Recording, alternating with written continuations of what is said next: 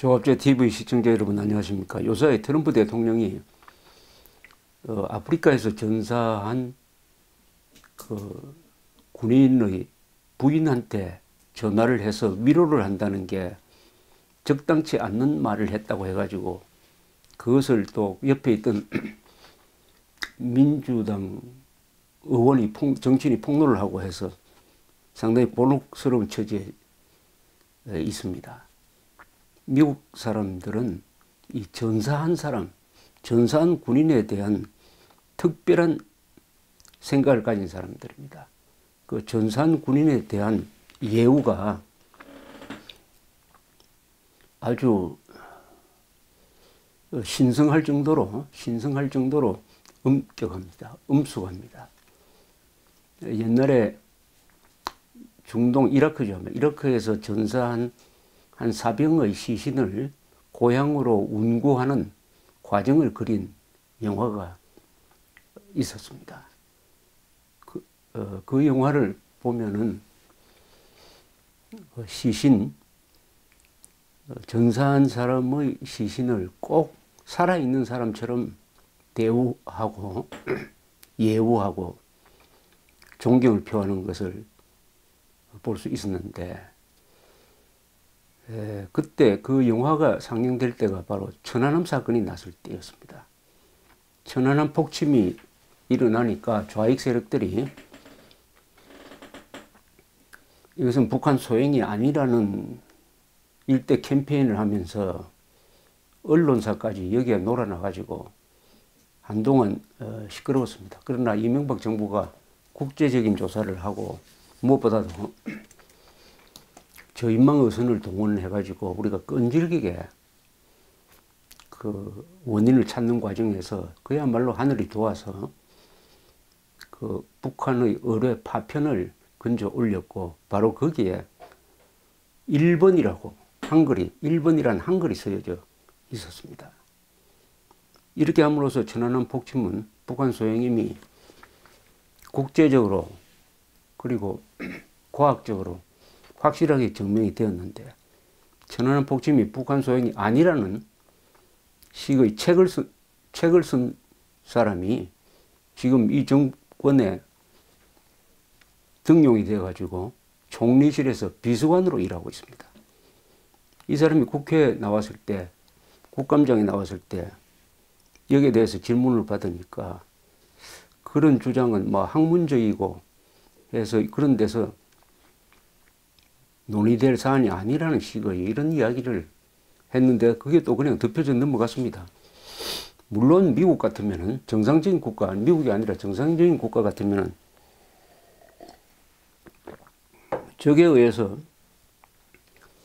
침몰된 자기 함정을 모욕하는, 유족을 모욕하는 그런 행동을 한 사람은 공무원에 임명될 수가 없습니다.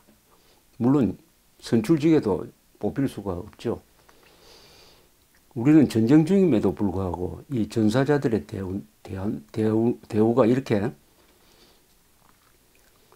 시원치 않은 것은 이 6.25 전쟁, 그리고 북한과의 이 전쟁에 대한 개념이 아직도 제대로 정립되지 않았기 때문입니다. 민족 반역의 침략 전쟁이다 하는 확신이 아직도 우리 국민들 사이에 약한 것입니다.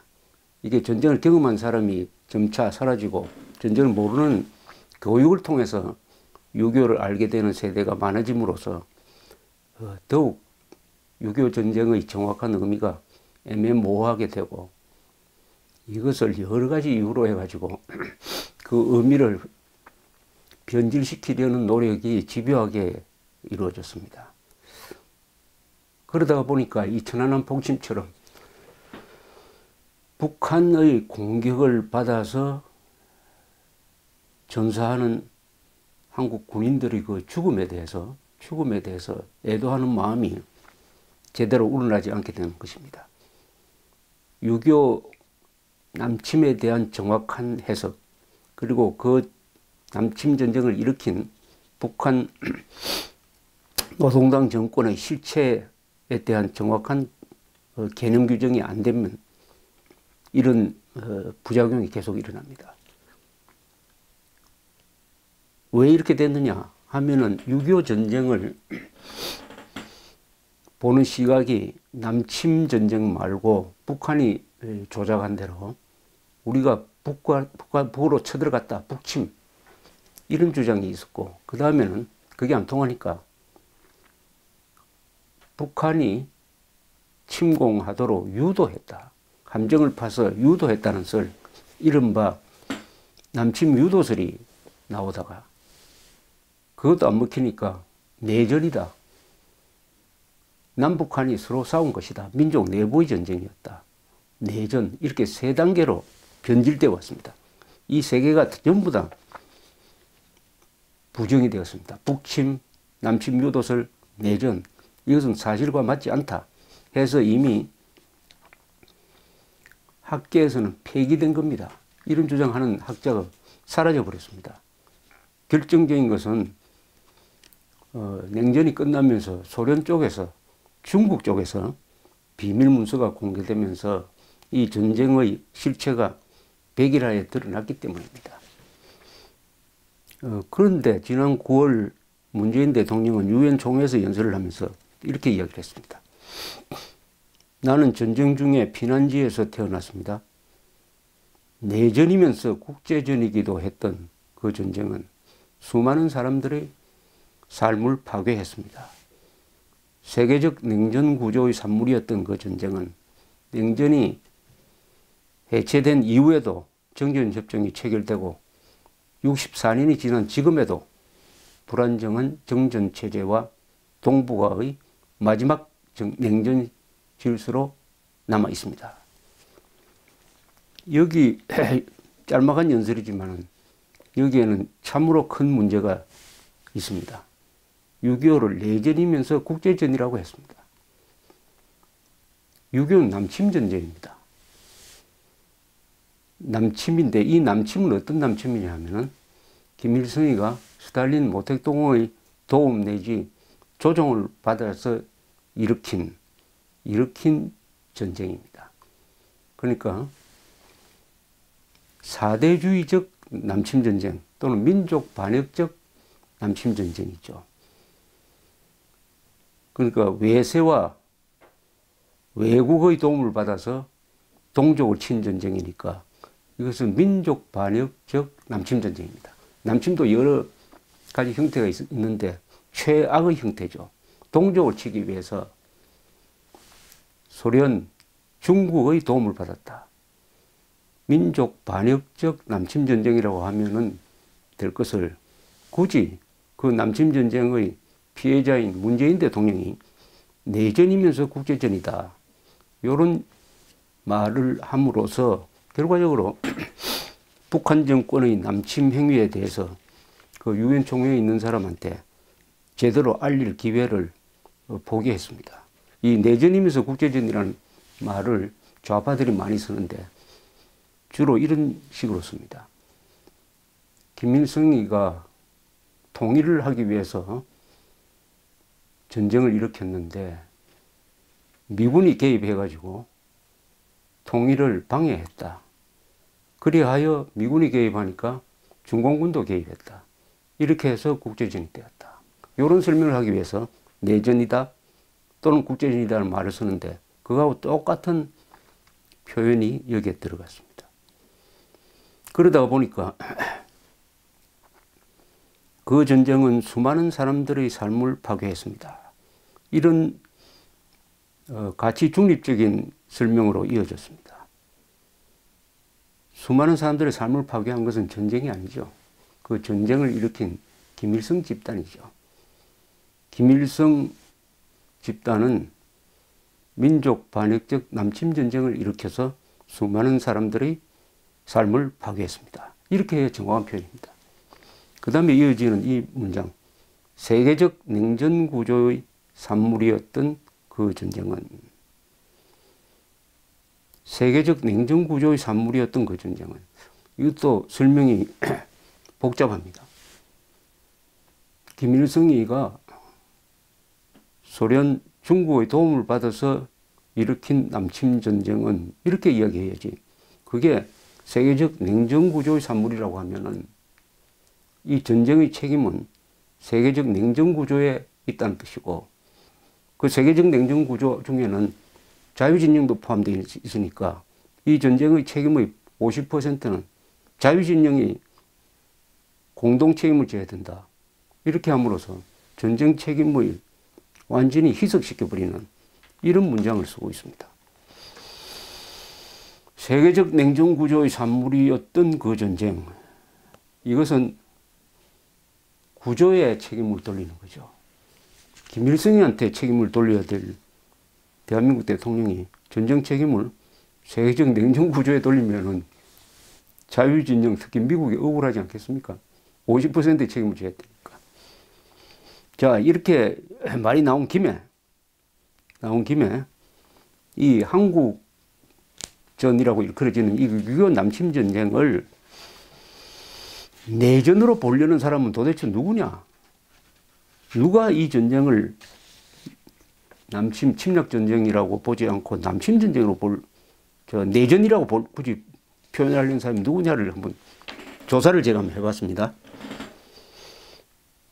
의외로 아주 충격적인 사실이 발견되었습니다. 6.25를 내전으로 보려는 사람이 누구였느냐? 스탈린, 모택동, 김일성이었습니다. 6.25를 내전으로 보이도록 하려고 처음부터 계획했던 사람이 스탈린, 모택동, 김일성이었습니다. 요 세 악당이 침략전쟁을 내전으로 보이도록 하기 위해서 머리를 썼습니다. 1949년에 김일성이가 스탈린을 찾아옵니다. 우리가 남침만 하면은 이승만 정권 쉽게 무너지게 돼 있다. 허가를 해달라고 했습니다. 스탈린은 말렸습니다. 하지 말라고. 미국이 개입할지 모른다. 다만 조건을 달았습니다. 이승만이 먼저 쳐올라오면은 남침을 하라. 그렇게 해야 이게 내전으로 보이게 되는 것입니다. 그런데 아무리 기다려도 이승만이 쳐올라오지 않아요. 그러니까 이걸 내전으로 보이기 위해서 김일성이가 1949년에 약 1300명의 무장 게릴라들을 난파를 합니다. 한국에 있는 빨치산하고 손을 잡고 지리산 같은 데서 이승만 정부 해치는 활동을 하도록 그렇게 합니다. 그런데 이것도 곧 진압이 되어버려요. 그러니까 내전으로 만드는데 실패를 했습니다. 자, 1년이 지났습니다. 1950년 4월에 김일성이가 다시 스탈린을 찾아왔습니다. 아무리 기다려도 이승만이 북을 치지 않는다. 북침을 하지 않는다. 시간만 간다. 이때 스탈린이 마음을 고쳐먹고 좋다. 남침해도 좋다. 그러나 모택동한테 물어보고 가라. 모택동을 찾아가서 말하자면 일종의 연대 보정자로 모택동을 끌어들입니다. 그러면서 스탈린은 이렇게 이야기합니다. 미군이 개입해서 당신이 얻어맞아도 나는 도와줄 수 없다. 그건 뭐냐? 어디까지나 내전으로 보이게 하려고 하는 것이죠. 김일성이가 모택동을 찾아갔습니다. 모택동은 남침하라고 합니다. 그럼 우리가 도와주겠다. 미군이 개입해도 우리가 도와주겠다. 모택동 또한 이게 민족 내부의 문제이므로 미국이 개입하지 않을 것이다. 이렇게 보았습니다. 김일성은 스탈린과 모택동한테 미국이 개입 안 한다고 자신 있다고 이야기했습니다. 그러면서 서울까지만 내려가면은 나머지는 걱정할 것 없다. 남로당원, 공산당원이 들고 일어날 것이다. 그래서 이승만 정권은 금방 무너질 것이다. 바로 이 두 가지 이유죠. 미군은 개입 안 할 것이다. 공산당이 들고 일어날 것이다. 그러면은 한 일주일 안에 전쟁은 끝난다. 이것이 모택동, 김일성, 스탈린 3자가 합의한 내전 전략입니다. 그렇게 하면 내전으로 보인다. 내전으로 보이면은 미국이고 어디고 뭐 개입할 명분이 없지 않느냐. 이 사람들은 계급투쟁론자들이기 때문에 이 전쟁을 계급투쟁론적 관점에서 봅니다. 모든 전쟁은 피지배계급과 지배계급 사이의 전쟁이다. 일종의 민족 해방 전쟁이다. 계급 해방 전쟁이다. 여기에는 다른 나라가 개입할 필요가 없다. 우리 안에서 해결한다. 이렇게 해서 내전으로 보이기 위한 머리를 써가지고 드디어 1950년 6월 25일 새벽에 남침을 했습니다. 남침하면서 남침했다고 합니까? 그렇지 않죠. 이승만 괴뢰가 북침했으니까 거기에 대한 응징으로서 우리가 정의로운 전쟁을 하고 있다. 이런 식으로 이제 내전으로 보이려고 합니다. 내전으로. 어디까지나 내전으로 보이기 위한 쇼를 합니다. 이게 그럼 통하느냐 안 통하느냐는 트루만한테 딸렸어요. 트루만 대통령은 미국 시간으로 50년 6월 24일 미주리주 인디펜던스에 갔다가 토요일입니다. 잠자리에 들려고 할 무렵에 딘 애치슨 국무장관이 전화를 걸어왔습니다. 각하 38도선 전역에 걸쳐서 남침했습니다. 하니까 트루만 대통령이 아주 신경질을 냈습니다. 그 자식들을 반드시 막아야 한다 하면서 그럼 지금 야간 비행기를 타고 워싱턴으로 돌아가겠다고 하니까 애치슨 국무장관이 필요한 조치는 다 했으니까 내일 낮 비행기를 타고 오시오 해가지고 말립니다. 이 트루만 대통령은 비록 고등학교밖에 안 나온 사람이지만은 그 모자라는 지식을 독서를 통해서 채운 사람입니다. 특히 역사에 대한 아주 깊은 통찰력을 가진 사람이었어요. 그 트루만 대통령이 한 유명한 이야기가 있습니다. 모든 독서가가 지도자가 되는 것은 아니다. 리더와 리더로. 독서가는 리더고 지도자는 리더죠. 그러니까 모든 독서가가 지도자가 되는 건 아니지만 모든 지도자는 다 훌륭한 독서가이다. 본인을 가리켜서 그렇게 표현을 했습니다. 이분이 미국 시간으로 6월 25일 날 인디펜던스에서 비행기를 타고 워싱턴으로 가는 그 비행기 안에서 혼자서 아주 골똘히 생각을 했다고 합니다. 회고록에 이렇게 적었습니다. 자유세계의 저항을 받지 않고 공산주의자들이 한국으로 밀고 들어가도록 내버려 둔다면 작은 나라들은 이웃에 있는 더 강한 공산국가들의 위협과 공격에 맞설 용기가 생기지 않을 것이다. 만약 이에 저항하지 않고 이 침략 행위를 내버려 둔다면 3차 대전으로 이어질 것이라고 생각하였다.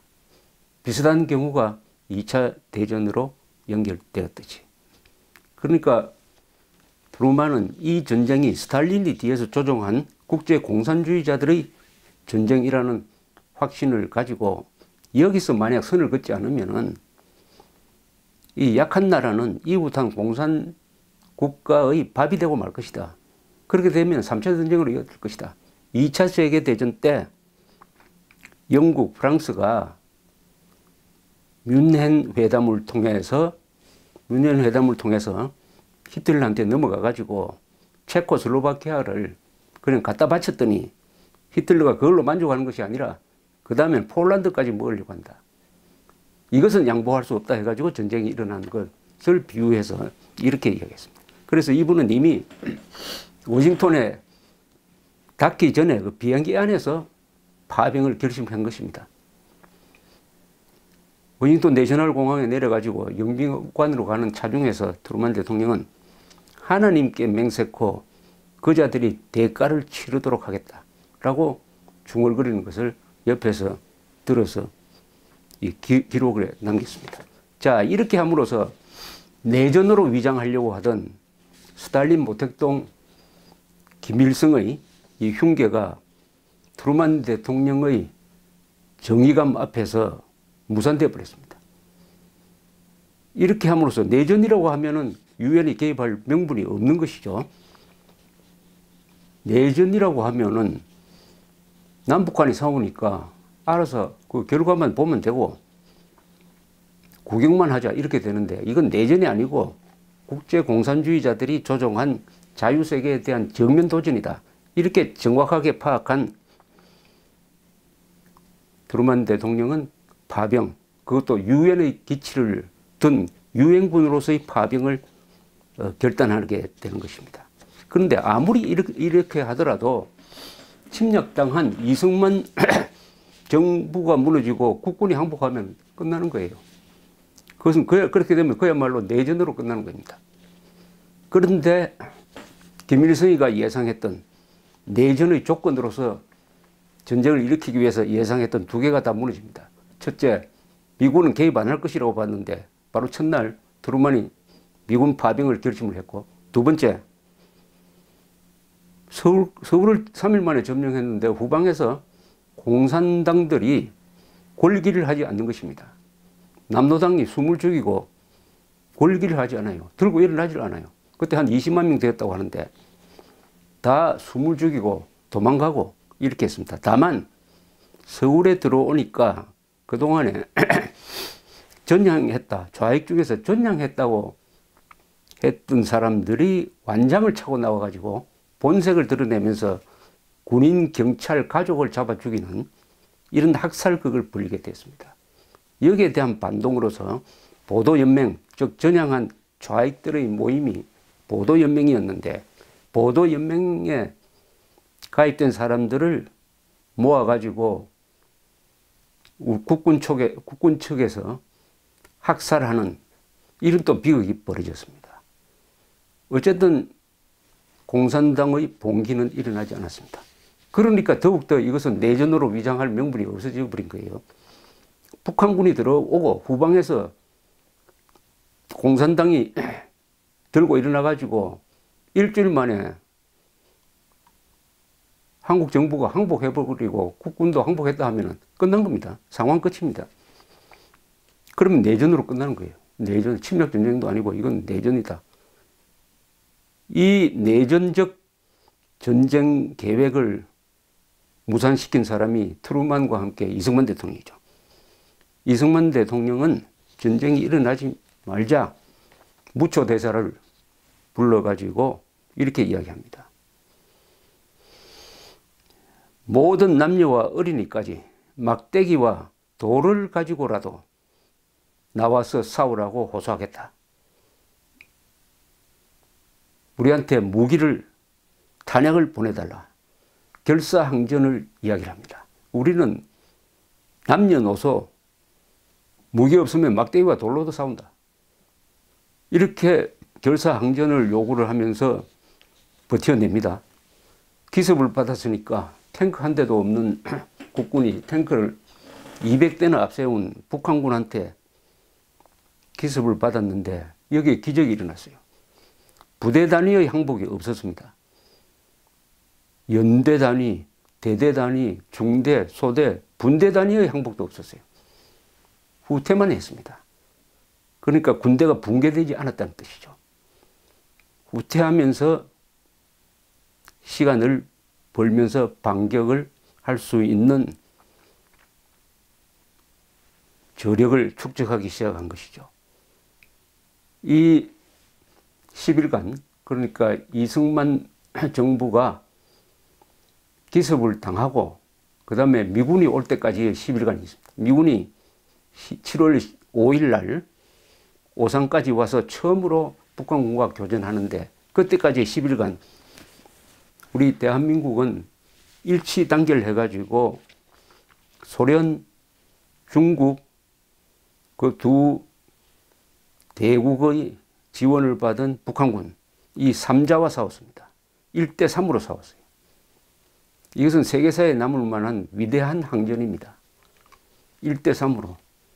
한국군이, 그때는 미군이 오기 전입니다. 한국군이 중공군, 러시아군의 도움을 받는 북한군, 그러니까 모택동, 스탈린, 김일성을 상대로 이승만이 1대3으로 혼자 버텨낸 10일간. 이 위대한 10일간입니다. 이렇게 해서 내전으로 위장하려던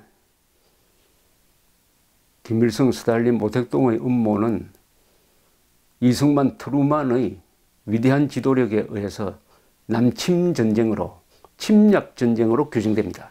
즉 유엔 안보리가 6.25 남침을 침략 행위로 규정을 합니다.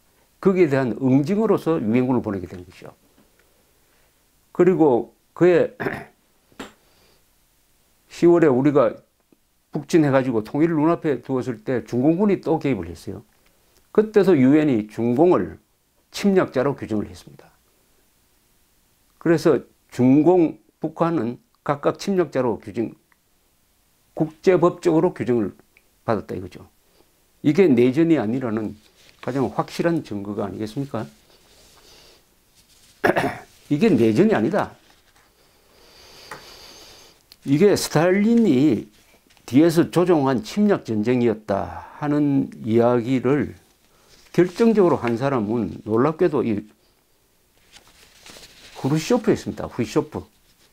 스탈린 다음에 소련의 지도자가 되었던, 그래서 한 10년 동안 소련을 이끌었던 후르쇼프가 1964년에 정치국 회의에서 일종의 공중 쿠데타에 의해서 밀려난 다음에 모스크바 한적한 곳에 연금 상태로 있으면서 회고록을 쓰기 시작을 했습니다.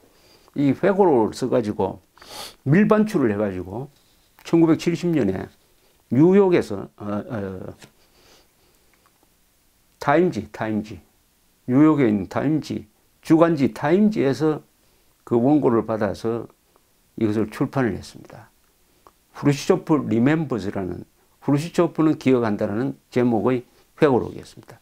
여기 회고록에 보면은 처음으로 김일성이가 스탈린을 찾아와서 남침 허가를 받는 과정이 바로 그 스탈린 곁에 있었던 후르시초프에 의해서 자세히 기록됐습니다. 이 기록이 결정적이었어요. 그때까지만 해도 냉전이 아주 치열하기 때문에 6.25가 북침이라고 계속 공산세계는 주장하고 있었는데 후르시초프가 바로 스탈린의 허가를 받는 김일성의 아주 비열한 모습을 자세하게 묘사를 했습니다. 이 남침 허가를 내리면서 스탈린이 별장에 김일성이를 불러가지고 거기서 축배를 들면서 격려해주는 장면이 나옵니다. 아니 이게 내전입니까? 이게 내전입니까? 스탈린의 국제 침략전이죠. 그러니까 김일성이가 우리 민족 사이에 씻을 수 없는 범죄를 저지른 게 외세의 힘을 빌려가지고 동족을 쳤다. 민족 반역 전쟁이죠. 민족 반역의 남침 전쟁. 이 데이비드 헬브스탐이라는 유명한 기자가 있습니다. 뉴욕타임스 기자인데 이분이 10년 전에 교통사고로 죽었어요. 죽기 전에 마지막으로 쓴 책이 가장 추운 겨울, The Coldest Winter라는 책이 있습니다. 이게 한국전을 다룬 책입니다. 이 헬브스탐 기자는 젊었을 때는 월남전에 파견돼 가지고 아주 반전, 미국의 전쟁 개입을 아주 비판하는 글을 써가지고 퓰리처상을 받은 기자인데 반전 기자로 알려져 있습니다. 그런데 이 마지막에 쓴 한국전에 관한 기사를 보면은 이 한국전을 아주 긍정적으로 평가를 하고 있습니다. 자유세계가 공산 침략에 맞서가지고 세계사를 바꾼 전쟁이다. 이 마셜 플랜보다도 더 성공한 전쟁이다. 이렇게 하면서 한국전으로 성장한 한국군 장교단이 나중에 정권을 잡고 경제발전까지 성공시킨 것을 극찬하고 있습니다. 여기에 이런 대목이 하나 있습니다. 미국과 서구의 다른 나라에 있어서 이 전쟁은 내전이 아니라 침략전쟁이었다. 이는 서구가 히틀러의 침략을 막지 못하여 2차 대전으로 이어진 점을 상기시켰던 것이다. 중국, 소련, 북한에는 이게 놀라운 관점이었다. 그들은 남침이 한국인들 사이의 결판이 나지 않는 내전의 연장선상이라고 보았던 것이다. 잘 정리하고 있습니다. 소련, 중국, 북한은 이 전쟁을 내전적 관점에서 봤는데 미국과 서구는 내전이 아니라 침략전쟁으로 보았다. 그래서 16개가 나라가 유엔군을 편성을 해가지고 이 침략전쟁을 응징하는 차원에서 군대를 보냈다. 그 중에 미군이 5만 4천 명, 영연방이 한 2천 명의 전사자를 냈습니다. 그 다음에 터키가 한 700여 명의 전사자를 냈습니다. 약 6만 명의 전사자를 내면서 대한민국을 지켜냈다. 그래서 이제는 뭐 클린턴 대통령도 오바마 대통령도 6.25야말로 동서냉전에서 서방 세계가 이기도록 한 결정적인 계기였다. 우리가 38선에서 그 고지에서 맞선 덕분으로 그 40년 뒤에 베를린 장벽 위에서 젊은 사람들이 공산주의의 몰락을 축하할 수 있었다. 이렇게 연설을 합니다. 그런데 문재인 대통령은 어떻게 이런 연설을 할 수 있느냐? 나는 전쟁 중에 피난지에서 태어났습니다. 내전이면서 국제전이기도 했던 그 전쟁은 수많은 사람들의 삶을 파괴했습니다. 세계적 냉전 구조의 산물이었던 그 전쟁은 냉전이 해체된 이후에도 정전협정이 체결되고 64년이 지난 지금에도 불안정한 정전체제와 동북아의 마지막 냉전 질서로 남아 있습니다. 이 연설 어디에도 도덕적 판단이 없습니다. 누가 선이고 누가 나쁘다. 어마어마한 세계 인류의 자유와 행복을 가져온 희생을 치른 대한민국, 그 대통령이 자랑을 해야 될 거 아닙니까? 그런데도 자랑을 하려면 김일성의 남침이 잘못되었다는 도덕적 판단을 해야 자랑이 되는 거 아니겠습니까? 그런데 내전이라고 해가지고 한국군이나 북한 인민군이나 미군이나 누가 잘하고 누가 잘못했는지를 명기하지 않으니까 이렇게 힘이 없는 하나마나한 문장이 되고 말고 결과적으로는 남침을 일으킨 국제적으로는 침략전이고 우리 민족 내부적으로는 민족 반역적 전쟁을 한 김일성의 전쟁 범죄를 결과적으로 덮어주는 연설이 되고 말았다. 문제는 여기서 끝나지 않죠.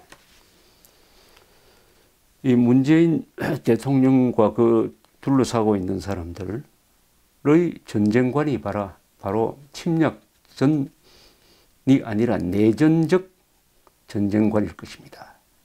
이 내전적 전쟁관을 갖게 되면은 어떤 일이 벌어지느냐. 6.25 하면은 자동적으로 동족 상잔의 전쟁이었다. 이렇게 이야기합니다. 형제끼리 서로 총을 겨눈 전쟁이었다. 이 둘 다 무슨 뜻이냐? 아, 전쟁은 비참했다. 누가 잘하고 못한 거 가리지 말자. 잘잘못 가리지 말자. 이렇게 넘어가는 것이죠. 그렇게 넘어가면 그 다음 단계는 뭐냐? 북한의 인권 문제, 그것도 잘잘못 가리지 말자. 우리 동족이 한 것인데. 북한의 핵개발, 그것도 굳이 따져서 뭐 하느냐? 통일되면 우리 핵이 될 텐데. 이런 식으로 진행되어서 선악 구분이 망가지니까 그 다음에 피하 구분이 망가져가지고 지금 오늘날 대한민국의 위기가 여기에서 비롯되었다고 생각을 합니다. 피하 구분이 망가지면은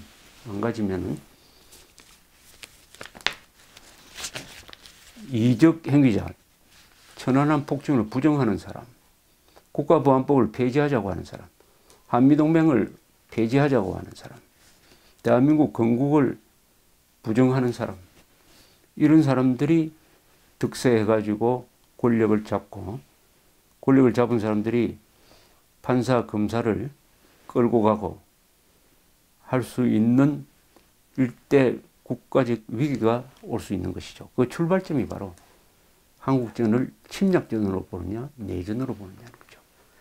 한국전을 침략전으로 봐야 하는데 이것을 내전으로 보는 사람들이 한국에 많다. 그 두 사람 사이에 과연 이게 합의나 타협이 이루어질 수 있느냐 하면 불가능합니다. 역사관이 다른 것은 신념이 다른 것을 의미합니다. 역사관은 대한민국이 민족사적 정통성이 있는 국가냐, 한반도에서 대한민국과 북한 중에 어느 쪽이 정통성이 있는 국가냐를 놓고 다투는 타협이 불가능한 역사전쟁입니다. 이 역사관의 출발점이 두 가지입니다. 대한민국 건국을 인정하느냐 마느냐, 아니면은 6.25를 침략전으로 인정하느냐 안 하느냐. 문재인 대통령은 한국전을 침략전으로 명시하지 않았습니다. 이 경우에. 그리고 대한민국 48년 8월 15일 건국을 인정하지 않습니다. 그런 점에서 대한민국의 위기는 대한민국 헌법이 규정한 역사관이 있습니다. 그 공식적인 역사관과 다른 역사관을 가진 세력이 지금 정권을 잡았다는 여기서 비롯되는 것이라고 생각합니다. 내전이냐 침략전이냐 그 사이에는 메울 수 없는